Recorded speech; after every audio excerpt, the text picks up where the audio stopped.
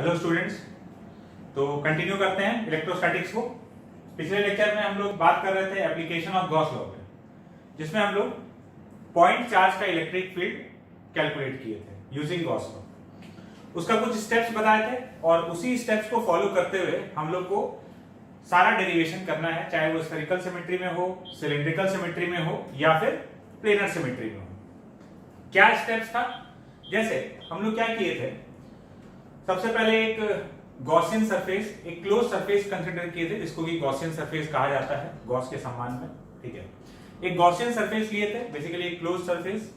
और किस शेप का लेना है, तो जिस टाइप का फील्ड सिमेट्री है उस टाइप के शेप का हम लोग को एक गॉसियन सरफेस सेलेक्ट करना है या क्लोज सरफेस सेलेक्ट करना है। फिर फ्लक्स कैलकुलेट करना है इंटीग्रल ई डॉट डीएस से। और जब हम लोग इंटीग्रल ई डॉट डीएस से फ्लक्स कैलकुलेट करेंगे तो जो सरफेस का सिमेट्री है उससे ये फायदा होगा कि ई और डीएस के बीच का एंगल 0 रहेगा और ई का मैग्नीट्यूड हर जगह सेम रहेगा। तो हम लोग बहुत easily integral E dot DS calculate कर पाएंगे और ये चीज हर बार होने वाला है कैलकुलेट करते हैं। अगले में चलते हैं। सेकेंड है uniformly charged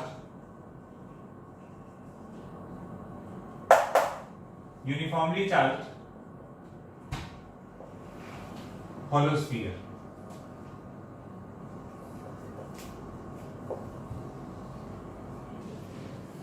uniformly charged hollow sphere, ये एक hollow sphere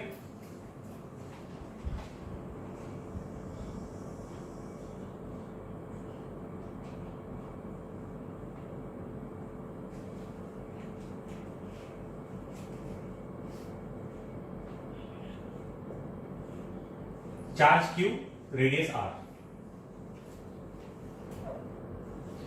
हॉलो स्फीयर है, यूनिफॉर्मली चार्ज है, मतलब इसका जो सरफेस चार्ज डेंसिटी है वो यूनिफॉर्म है, हर जगह डिस्ट्रीब्यूशन सेम है। इसके लिए हम लोग को R डिस्टेंस पर इलेक्ट्रिक फील्ड निकालना है। अब स्फीयर के लिए दो टाइप का पॉइंट्स है जहां पर हमको इलेक्ट्रिक फील्ड कैलकुलेट करना है, एक स्फीयर के बाहर वाले पॉइंट पर और दूसरा स्फीयर के अंदर वाले पॉइंट पर। ठीक है, तो एक एक करके चलते हैं। सबसे पहले बात करते हैं R ग्रेटर देन R के लिए। R ग्रेटर देन R मतलब जो पॉइंट है वो स्फीयर से बाहर वाला पॉइंट है। बात क्लियर है? देखते हैं। ये स्फेरिकल सिमेट्री में है। स्फेरिकल सिमेट्री में कैसे? देखो, खुद का शेप तो स्फेरिकल है ही, इसका डिस्ट्रीब्यूशन हर जगह सेम है। तो हम चाहे R डिस्टेंस इधर जाएं या इससे R डिस्टेंस इधर जाएं, इस स्फीयर के लिए ये पॉइंट या ये डायरेक्शन या ये डायरेक्शन या ये डायरेक्शन, सेंटर से कोई भी R डिस्टेंस इसके लिए एकदम सेम सिचुएशन में है ना, सिमेट्रिकल है। ये सारा पॉइंट जो भी R डिस्टेंस पर है, ये इस स्फीयर के लिए सब एक जैसा पॉइंट है। इसका मतलब इन सारे पॉइंट्स पर, यहां सेंटर से R डिस्टेंस पर जो भी इलेक्ट्रिक फील्ड होगा वो हर पॉइंट पे सेम होगा। बात क्लियर है क्या? स्फेरिकल शेप है तो हर डायरेक्शन एकदम एक जैसा है इसके लिए। तो सेंटर से R डिस्टेंस हम किसी भी डायरेक्शन में जाएंगे तो R डिस्टेंस पर इलेक्ट्रिक फील्ड का मैग्नीट्यूड जो भी होगा वो R डिस्टेंस पर सब जगह सेम रहेगा। तो अगर हम सेम इलेक्ट्रिक फील्ड वाले पॉइंट्स को ज्वाइन करें, सेम इलेक्ट्रिक फील्ड वाले पॉइंट को ज्वाइन करें तो क्या बन जाएगा? वो एक स्फीयर बन जाएगा। मतलब यहां पर कैसा है? Spherical symmetry. तुम इसको ऐसे भी देख सकते हो कि पॉइंट चार्ज में तो एक छोटा सा स्फीयर है ना, ये थोड़ा बड़े रेडियस का स्फीयर हो गया। पॉइंट चार्ज को भी एक स्फीयर जैसा देख सकते हैं, तो वो भी एक स्फीयर है ना। तो ये भी एक स्फीयर है, बड़ा रेडियस का स्फीयर है। तो जैसे उससे R डिस्टेंस पर हर जगह फील्ड सेम होता है, इससे भी R डिस्टेंस पर हर जगह फील्ड सेम होना चाहिए, क्योंकि हर एक डायरेक्शन इसके लिए सिमेट्रिकल है। तो हम खाली फील्ड सिमेट्री समझा रहे थे कि फील्ड सिमेट्री यहां पर भी स्फेरिकल है, यहां सेम मैग्नीट्यूड वाले पॉइंट्स को अगर ज्वाइन करेंगे तो एक स्फीयर तैयार हो जाएगा। तो चलते हैं R ग्रेटर देन R।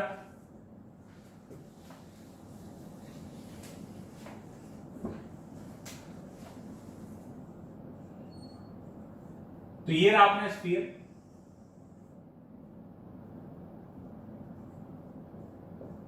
पूरे सरफेस पर यूनिफॉर्मली डिस्ट्रीब्यूशन है और हम एक आर रेडियस का गॉसियन सरफेस कंसिडर कर रहे हैं।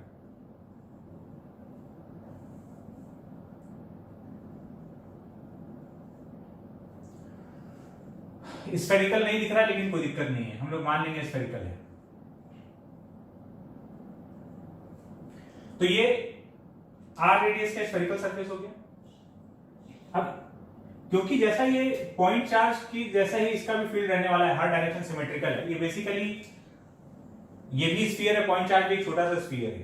तो किसी भी जगह पर देखेंगे, जैसे यहां पर, यहां एक छोटा सा एरिया लिए ds, तो इस जगह एन कैप ऐसे बनेगा, यहां छोटा सा एरिया लिए ds, तो यहां पर एन कैप ऐसे बनेगा, यहां लिए ds, तो यहां पर एन कैप ऐसे बनेगा, परपेंडिकुलर टू द सरफेस, ये एन कैप। और इलेक्ट्रिक फील्ड का जो सिमेट्री रहेगा, जैसे पॉइंट चार्ज से होता है अवे फ्रॉम द चार्ज, तो जैसे यहां देखेंगे तो इलेक्ट्रिक फील्ड ऐसे ई, इधर ऐसे ई, जैसे पॉइंट चार्ज का रहता है। पॉइंट चार्ज भी एक स्फीयर है, समझ रहे हो ना, ये भी एक स्फीयर है, बस ये बड़े रेडियस का और छोटे रेडियस का है, हर तरफ सिमेट्रिकल शेप है। तो किसी भी आर डिस्टेंस पर फील्ड का मैग्नीट्यूड सेम रहेगा और ऐसे रेडियली आउटवर्ड रहेगा फील्ड। ये फील्ड का सिमेट्री हो गया, ठीक है।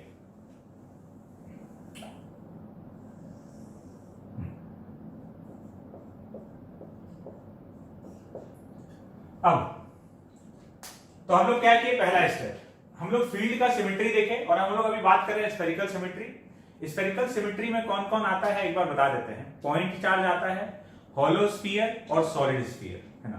तो ये जितना भी स्फेरिकल ऑब्जेक्ट है ये सब स्फेरिकल सिमेट्री में आता है, प्रोवाइडेड चार्ज का डिस्ट्रीब्यूशन यूनिफॉर्म होना चाहिए हमेशा। हाँ, तो अब हम लोग चलते हैं इसके एलएचएस पर। Integral E dot ds is equal to q in by epsilon not, ये तो हो गया गॉस लॉ। अब एक चीज देखो, हर जगह इलेक्ट्रिक फील्ड और एरिया वेक्टर के बीच का इसका डायग्राम देखोगे तो एकदम पॉइंट चार्ज जैसा बना है, बस यहाँ पे पॉइंट चार्ज रखा हुआ था, उसकी जगह यहाँ स्फीयर रखा हुआ है। एलएचएस देखें तो integral E dot ds is equal to integral E into ds। क्यों? क्योंकि थीटा का वैल्यू कितना है, 0 डिग्री। थीटा का वैल्यू 0 डिग्री है तो cos 0 कितना हो गया, 1। तो ये तो निपट गया, E इंटू ds। और क्योंकि हर पॉइंट पर इलेक्ट्रिक फील्ड का मैग्नीट्यूड सेम है, हम लोग हमेशा गॉसियन सरफेस सिमेट्री को देखते हुए लेते हैं, है ना। जिस टाइप का सिमेट्री वैसा गॉसियन सरफेस। और सिमेट्री का मतलब क्या है कि हम लोग सरफेस ऐसा लेते हैं कि जिसके हर पॉइंट पर इलेक्ट्रिक फील्ड का मैग्नीट्यूड सेम हो। जैसे यहां पर हर पॉइंट पर इलेक्ट्रिक फील्ड का मैग्नीट्यूड सेम है, तो E इंटीग्रेशन से बाहर आ गया, वही दो फायदा हुआ, थीटा हर पॉइंट पे 0 है और E का मैग्नीट्यूड सेम है, तो E इंटीग्रेशन से बाहर आ गया, अंदर बचा इंटीग्रल ds, और इंटीग्रल ds किसके बराबर आ गया, 4 पाई r स्क्वायर। फिर RHS का बात करेंगे तो RHS में है q in।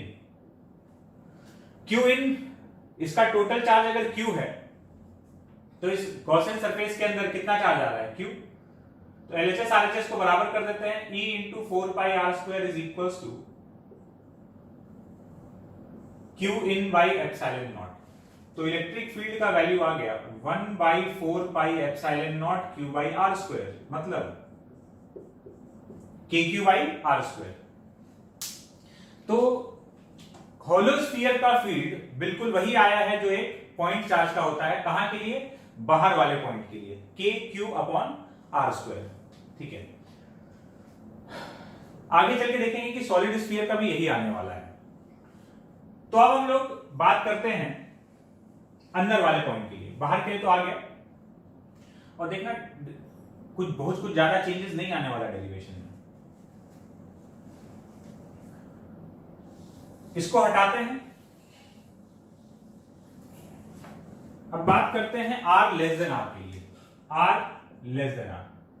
तो ये तो हो गया अपना होलो स्फीयर,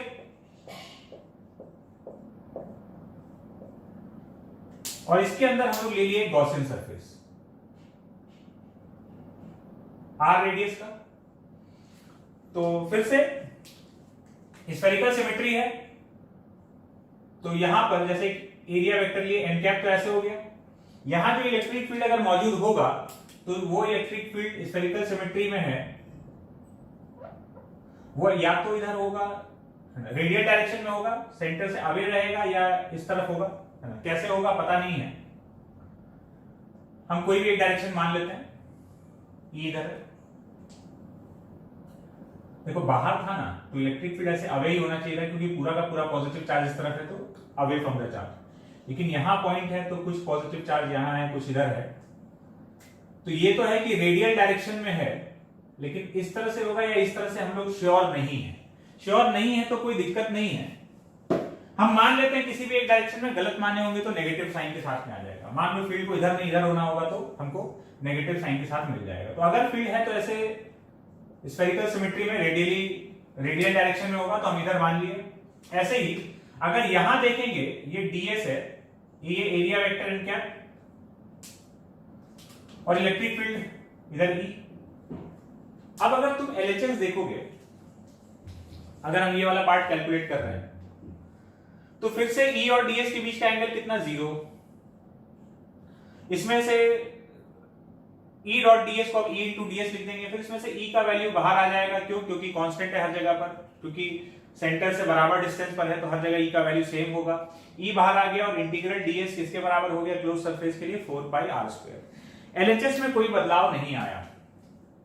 तो अब जब हम RHS लिखने जाएंगे, तो फिर Q इन का जब बारी आएगा तो इस बार जो हम गॉसियन सरफेस कंसीडर किए हैं, इसके अंदर तो कोई चार्ज आ ही नहीं रहा, सारा चार्ज तो सरफेस पर है। तो Q इन का वैल्यू कितना हो गया, 0। तो E into 4 pi r² equal to 0। तो इसका मतलब E इंटू 4 पाई r² 0 है, तो ये सारा क्वांटिटीज तो नॉन जीरो है। इसका मतलब इलेक्ट्रिक फील्ड अंदर 0 है। जैसे जब हम लोग 11th क्लास में ग्रेविटेशन पढ़ते हैं तो ग्रेविटेशन में भी ये हॉलो स्फीयर, यूनिफॉर्म डेंसिटी वाला हॉलो स्फीयर, फिर सॉलिड स्फीयर आता है। तो वहां पे भी हम लोग को एक चीज पता चला था कि जैसे पॉइंट मास का ग्रेविटेशनल फील्ड होता है, वैसे ही हॉलो स्फीयर का ग्रेविटेशनल फील्ड होता है बाहर, और अंदर 0 होता है। तो उसका प्रूफ भी हम लोग को देखिए, बिल्कुल वही चीज यहाँ पर चार्ज के टर्म्स में हो रहा है ना। यूनिफॉर्मली चार्ज हॉलो स्फीयर का बाहर जो फील्ड है, ये ध्यान रखना, यूनिफॉर्मली चार्ज होना जरूरी है। यूनिफॉर्मली चार्ज हॉलो स्फीयर का फील्ड बाहर पॉइंट चार्ज जैसा है और अंदर 0।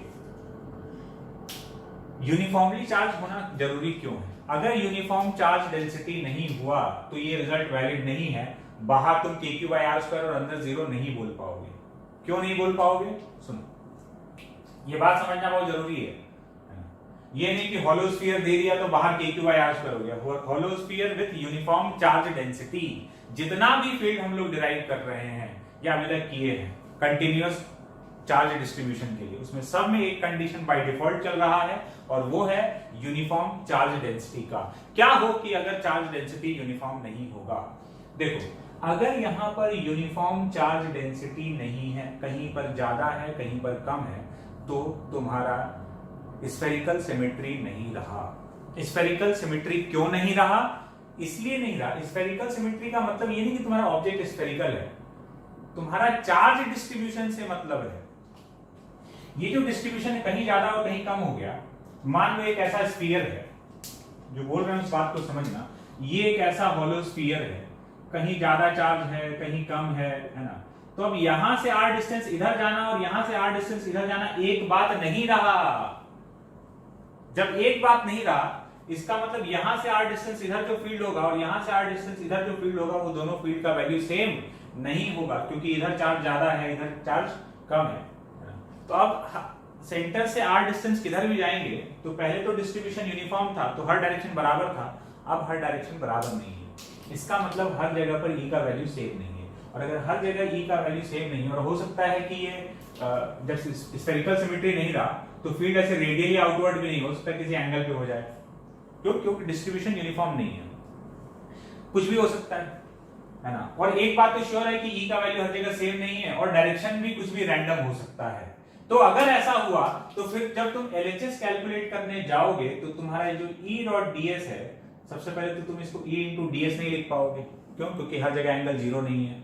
और दूसरा बात, मान लो अगर ये हो भी जाता ये कर भी पाते तो फिर तुम्हारा ई इंटीग्रेशन से बाहर नहीं आएगा, क्योंकि हर जगह पर ई का मैग्नीट्यूड अलग अलग है। तो ये वाला जो फैक्टर है ना तुम्हारा, ये सॉल्व होकर इसमें कभी कन्वर्ट हो ही नहीं पाएगा अगर डिस्ट्रीब्यूशन यूनिफॉर्म नहीं है।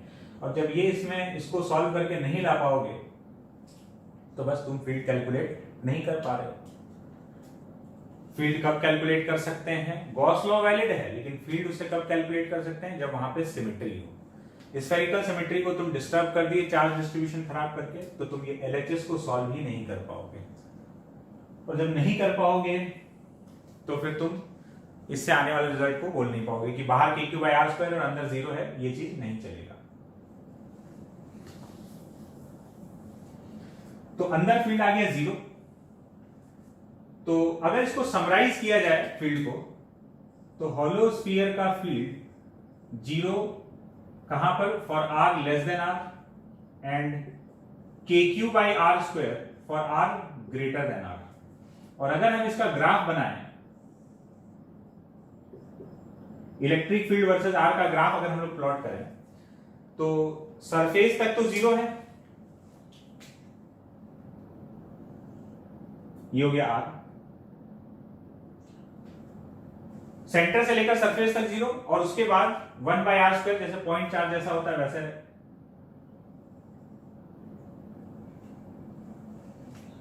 पॉइंट चार्ज का शुरुआत से पूरा ये ऐसे आ रहा था, यहां 0 से लेकर r तक, सरफेस तक 0 है, उसके बाद 1/r² वाला पैटर्न फॉलो कर रहा होगा।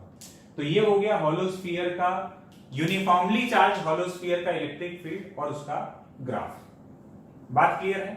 अब यहां से हम लोग एक बहुत ही जरूरी कंक्लूजन पर पहुंचने वाले हैं। क्या कंक्लूजन है? देखो, ये हटा रहे,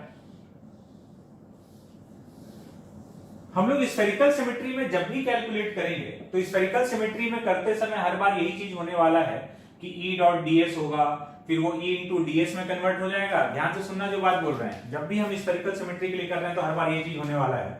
क्या? E.ds को E/ds लिखोगे, फिर E बाहर आएगा, और इंटीग्रल ds हर बार 4πr² बनने वाला है फॉर स्फेरिकल सिमेट्री।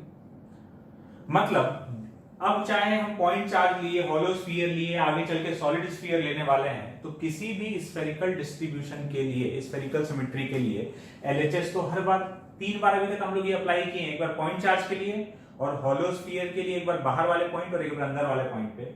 ये वाला एक्सप्रेशन हर बार एज इट इज आता है। क्यों? इसमें बदलने का गुंजाइश ही नहीं है। बदलता क्या है? Q in। तो फॉर स्फेरिकल सिमेट्री जब हम लोग ये वाला चीज अप्लाई कर रहे हैं, integral E.ds is equals to Q in by epsilon naught, तो ये जो सामान है इसका वैल्यू तो हमेशा E into 4πr² के बराबर। Q in बदलेगा तो जो भी Q in हो डिवाइडेड बाई epsilon naught, तो 1/4 epsilon naught Q in by r²। 1/4 epsilon naught Q in by r²। तो इलेक्ट्रिक फील्ड हो गया, ये पूरा सामान हो गया K Q in by r²।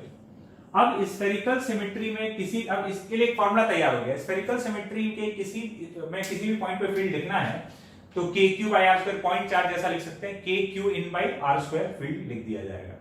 ठीक है, इसको हम लोग डायरेक्टली यूज कर पाएंगे। ठीक है,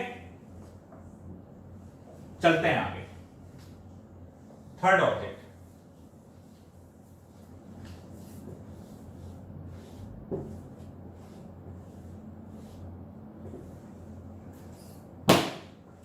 uniformly charge solid sphere. Uniformly charge solid sphere. अगर एक सॉलिड स्फीयर है, उसके पूरे वॉल्यूम में चार्ज फैला हुआ है, चार्ज Q रेडियस R, पूरा वॉल्यूम में, खाली सरफेस का नहीं है ना, सॉलिड स्फीयर है तो पूरे वॉल्यूम में चार्ज फैला हुआ है।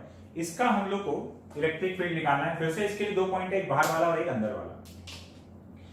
ये स्फेरिकल सिमेट्री है, वही जैसे पॉइंट चार्ज, इस सॉलिड स्फीयर को छोटा कर दो बहुत छोटा रेडियस, तो ये पॉइंट चार्ज है ना। मेन बात ये है कि ये स्फेरिकल सिमेट्री है, तो इसका भी इसका जो यूनिफॉर्मली चार्ज सॉलिड स्फीयर जो है ये भी स्फेरिकल सिमेट्री का पार्ट है। स्फेरिकल सिमेट्री का पार्ट है तो हम वो सारा प्रोसेस फिर से कर सकते हैं कि स्फेरिकल गॉसियन सरफेस लें और इसके लिए फील्ड डिराइव करें। ठीक है, समझ लो एक बात की पॉइंट चार्ज जैसा ही है। पॉइंट चार्ज भी क्या एक छोटा सा सॉलिड स्फीयर ही तो है, छोटे रेडियस का या नेग्लिजिबल रेडियस का। तो इसका फील्ड हम लोग को निकालना है, तो या तो हम पूरा प्रोसेस करें, लेकिन हम लोग को पूरा प्रोसेस नहीं करेंगे अब, है ना। क्यों? क्योंकि हमको पता है कि हम उससे एक कंक्लूजन निकाल चुके हैं। अब हम स्फेरिकल सिमेट्री के लिए फील्ड KQin/r² लिख सकते हैं। जैसे कि अगर हमको यहां पे इसको अप्लाई कैसे करना है, देखो for r greater than r का अगर हम बात करें, हमको यहां पर फील्ड लिखना है, तो बस हमको Qin ही तो देखना है।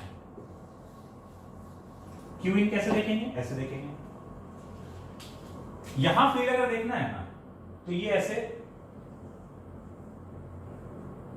r रेडियस का स्फीयर बना ली। इस स्फीयर के अंदर जितना चार्ज आ रहा है वही Qin हो जाएगा। तो Qin का वैल्यू किसके बराबर? टोटल चार्ज Q के बराबर। तो इलेक्ट्रिक फील्ड KQin/r²। तो बाहर वाले पॉइंट के लिए इसका जो इलेक्ट्रिक फील्ड है वो बिल्कुल पॉइंट चार्ज के इलेक्ट्रिक फील्ड जैसा है, या फिर ऐसा कह लो कि हॉलो स्फीयर के इलेक्ट्रिक फील्ड जैसा है, सबका सेम ही है। बाहर वाले पॉइंट के लिए ये पॉइंट चार्ज की तरह बिहेव कर रहा होगा। चलते हैं r लेस देन r के लिए। For r less than r, जब r लेस देन r का बात करेंगे तो मतलब पॉइंट यहां पे ही है, यहां पे हमको फील्ड चाहिए, यहां पे फील्ड चाहिए, तो इसके अंदर जो चार्ज आ रहा है, इसके अंदर जो चार्ज आएगा वो Qin होगा। इस r रेडियस के स्फीयर के अंदर कितना चार्ज आ रहा है ये हम कैसे लिखेंगे? तो बहुत सिंपल सा तरीका है इसको लिखने का। Qin का वैल्यू लिख रहे हैं, देखो ये चीज क्या हो जाएगा, Q डिवाइडेड बाई 4/3πr³। ये जो सामान लिखा हुआ है ना, ये क्या है? ये चार्ज डेंसिटी हो गया। टोटल चार्ज है Q, कितने वॉल्यूम में फैला हुआ है? 4/3πr³ में। तो charge per unit volume, that is volume charge density भी इसको बोल सकते हैं, या सिंपली चार्ज डेंसिटी भी बोल सकते हैं। तो ये हो गया चार्ज डेंसिटी। तो हमको कितने वॉल्यूम का चार्ज चाहिए? 4/3πr³ का। तो चार्ज पर यूनिट वॉल्यूम इतना है, इंटू वॉल्यूम कर देते हैं 4/3πr³। डेंसिटी इंटू वॉल्यूम, कौन सा? चार्ज डेंसिटी इंटू वॉल्यूम, तो चार्ज आ जाएगा। अरे यूनिटरी मेथड, यूनिट वॉल्यूम में इतना चार्ज है तो इतने वॉल्यूम में कितना होगा, वॉल्यूम से मल्टीप्लाई कर दिया, तो Qin का वैल्यू कितना आ गया? Qin का वैल्यू आ गया Q into r³ upon r³। बात क्लियर है? तो इलेक्ट्रिक फील्ड इज KQin/r², मतलब K QR³ upon r²। Electric field आ गया KQR/r³। तो अंदर वाले पॉइंट पर field directly proportional to r आया है। अच्छा, अगर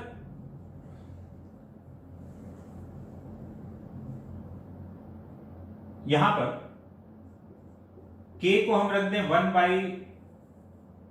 1/4πε0, ठीक है। और इसको चार्ज की जगह अगर हम डेंसिटी के टर्म्स में लिखना चाहें, मतलब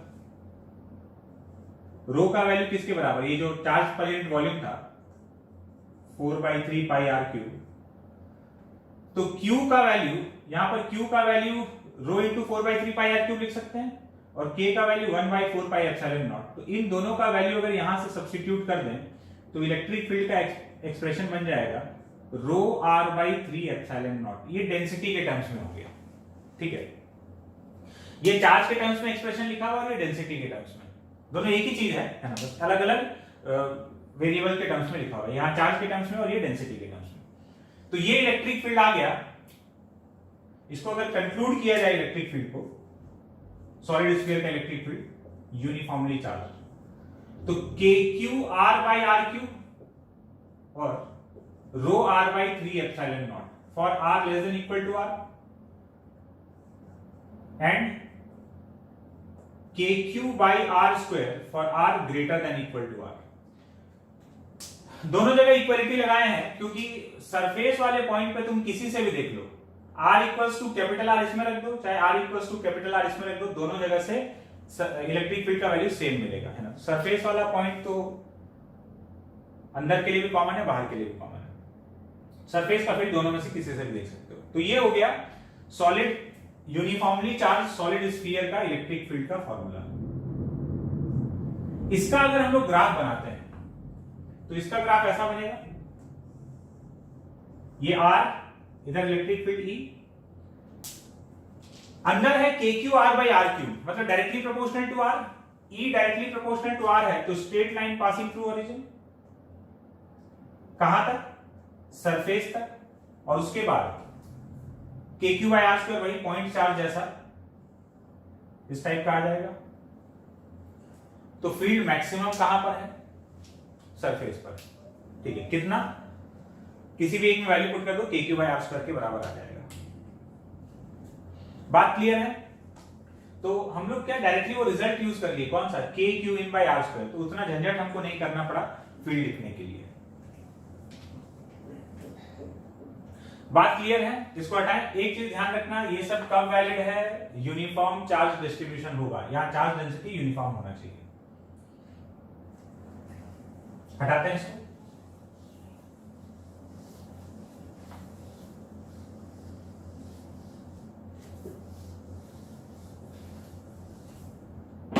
एक क्वेश्चन है,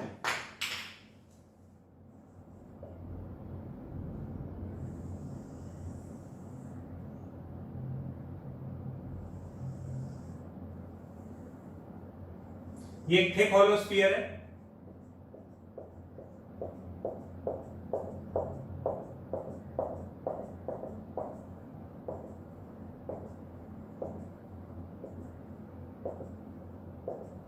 thick hollow sphere, inner radius R1 and outer radius is R2। इस पे टोटल चार्ज जो है वो Q है, inner radius R1, outer radius R2। Find, question है, find electric field at a distance R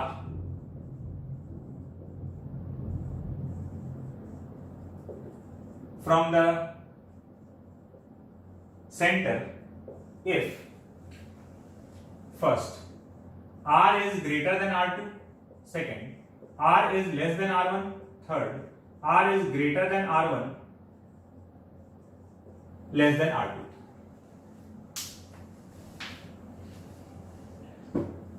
T type का points है, ये थिक हॉलो स्फीयर हो गया। R ग्रेटर देन R2 मतलब यहां फील्ड का बात कर रहा है, R लेस देन R1 मतलब इसके अंदर, and R greater than R2 less than R1 मतलब ये बीच के इलाके में, greater than R1 less than R2 मतलब बीच के इलाके में कोई पॉइंट है, यहां पर इलेक्ट्रिक फील्ड फाइंड करना है। थिक हॉलो स्फीयर है, स्फेरिकल सिमेट्री हो गया।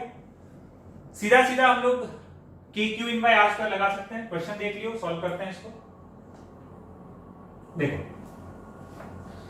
पहला वाला बात, तुम चाहो तो पॉज करके इसको सॉल्व कर सकते हो, देखना सॉल्व कर रहे हैं, सिंपल सा एग्जाम। पहले पॉइंट यहां पर है, ये R ग्रेटर देन R2, तो यहां पर हमको क्या देखना है, खाली Q ही नहीं तो देखना है। तो ये अगर हम पूरा स्फीयर बनाएंगे तो इसके अंदर कितना चार्ज आएगा, इसके अंदर तो इस स्फीयर का पूरा चार्ज Q आ जाएगा। तो पहला वाला आ गया, first electric field is KQ in by R square where Q in is equal to total charge Q, रख देंगे, फील्ड आ जाएगा।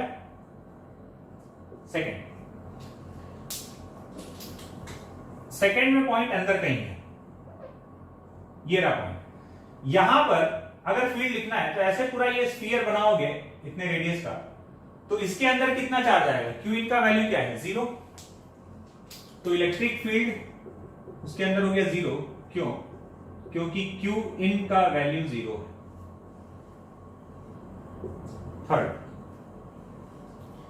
थर्ड में बात हो रहा है greater than R1 less than R2।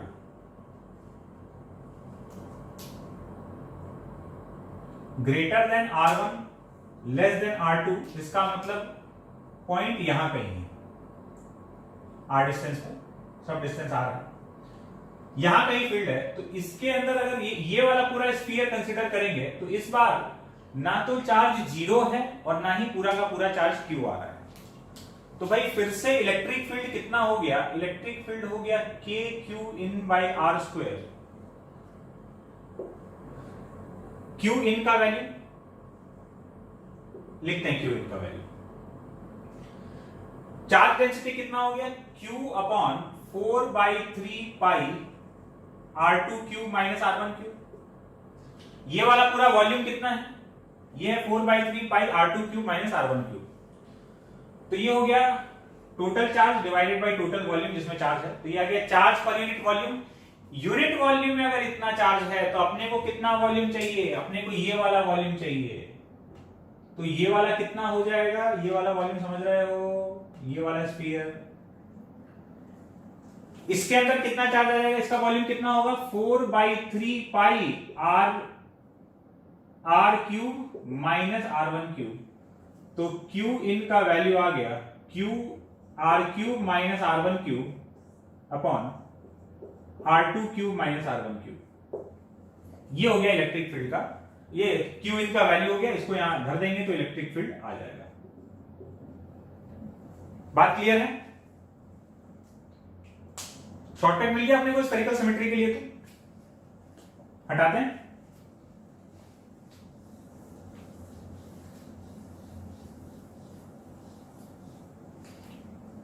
एक और क्वेश्चन देखते हैं।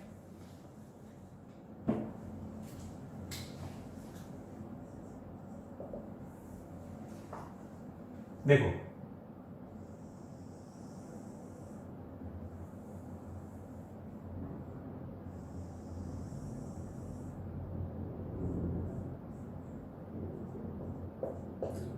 ये सॉलिड स्फीयर है, लेकिन इस सॉलिड स्फीयर का चार्ज डेंसिटी यूनिफॉर्म नहीं है। इसका जो डेंसिटी है रो, इसका वैल्यू इसके बराबर है। Rho equals to C into R. C is a constant, C is constant. ये इसका इलेक्ट्रिक फील्ड, ये इसका चार्ज डेंसिटी दिया हुआ है, rho equals to C into R. Find electric field due to the sphere at a distance r from the center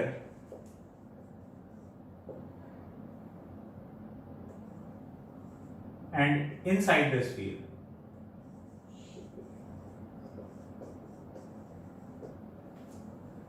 Find electric field due to the sphere at a distance r from the center and inside the sphere. यहां से r distance में field बताना है, लेकिन वो r distance इस sphere के अंदर वाला पॉइंट है, वहां का फील्ड हम लोग को बताना है। अब एक चीज देखते हैं, यहां स्फीयर तो दिया है, लेकिन ये स्फीयर यूनिफॉर्मली चार्ज नहीं है। यूनिफॉर्मली चार्ज नहीं है तब तो जो भी हम लोग डिराइव कर रहे थे, चाहे गॉस लॉ अप्लाई कर रहे थे या गॉस लॉ से जो रिजल्ट लेके आए थे K Q in by R square, है ना, वो किसके लिए था, वो स्फेरिकल सिमेट्री के लिए था। यहां तो स्फेरिकल सिमेट्री नहीं रहा, मतलब यहां पे तो चार्ज डिस्ट्रीब्यूशन यूनिफॉर्म नहीं है। चार्ज डिस्ट्रीब्यूशन यूनिफॉर्म भले ही ना हो, लेकिन क्वेश्चन हटा रहे हैं, लेकिन एक चीज समझो कि चार्ज डेंसिटी भले ही वेरी कर रहा है, लेकिन इस तरह से वेरी कर रहा है कि वो स्फेरिकल सिमेट्री मेंटेन किए हुए है। स्फेरिकल सिमेट्री कैसे मेंटेन किए हुए है, ऐसे मेंटेन किए हुए। यहां से देखना आर के साथ वेरी कर रहा है ना चार्ज डेंसिटी, मतलब अगर हम यहां से आर डिस्टेंस इधर जाएं, यहां से आर डिस्टेंस इधर जाएं, यहां से आर डिस्टेंस इधर जाएं, तो आर डिस्टेंस के हर पॉइंट का डेंसिटी तो सेम है। मतलब यहां ये जो पतला सा स्फेरिकल शेल बनेगा, ये तो यूनिफॉर्म वाला बनेगा। फिर यहां से कुछ डिस्टेंस इधर गए तो ये जो स्फीयर कंसीडर करेंगे, इस स्फीयर में भी पूरे का चार्ज जो पूरा चार्ज डेंसिटी है वो तो सेम है ना, भले ये वाला स्फीयर और ये वाला स्फीयर अलग अलग डेंसिटी का है ना, उससे मतलब नहीं, इस पूरे स्फीयर का सेम है, इस पूरे स्फीयर का सेम है, क्योंकि आर के साथ वैरी कर रहा है, तो मतलब